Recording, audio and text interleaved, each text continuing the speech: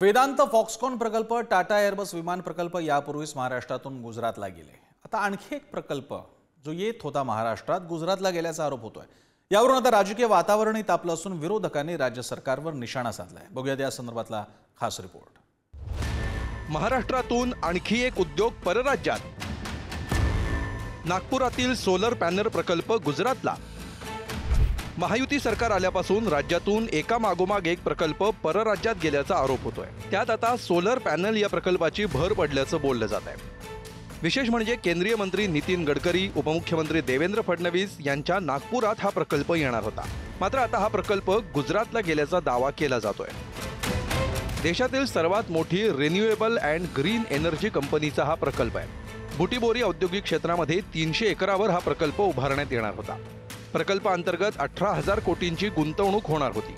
3,000 युवकांना रोजगार देण्याची ही योजना होती।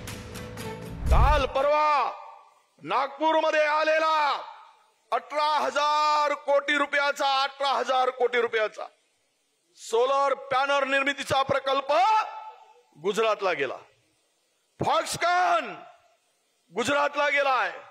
टाटा एअरबस गुजरातला गेली।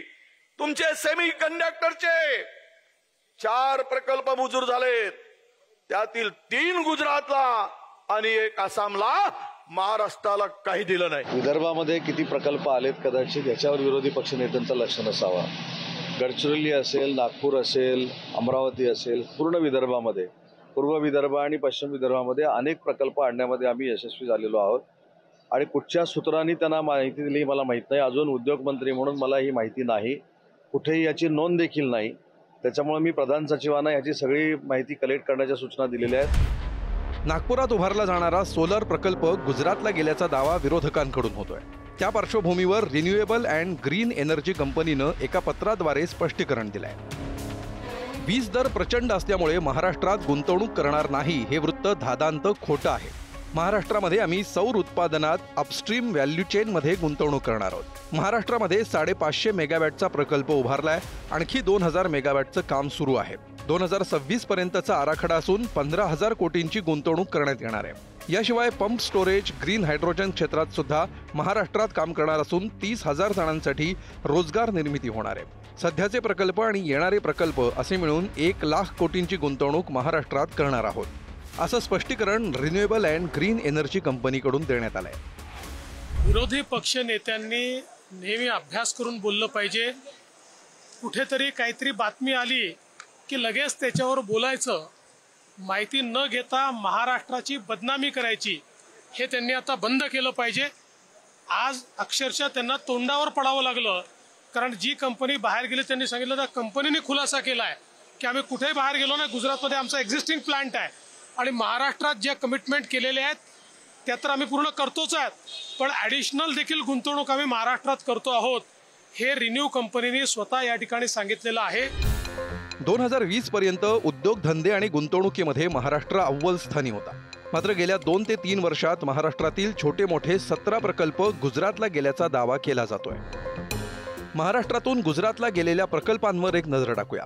वेदांता फॉक्सकॉन 1,54,000 कोटींचा प्रकल्प, बल्क ड्रग्स पार्क 30,000 कोटी, टाटा एअरबस 22,000 कोटी, मेडिसिन डिव्हाइस पार्क 424 कोटी, इलेक्ट्रिक कार निर्मिती 25,000 कोटी।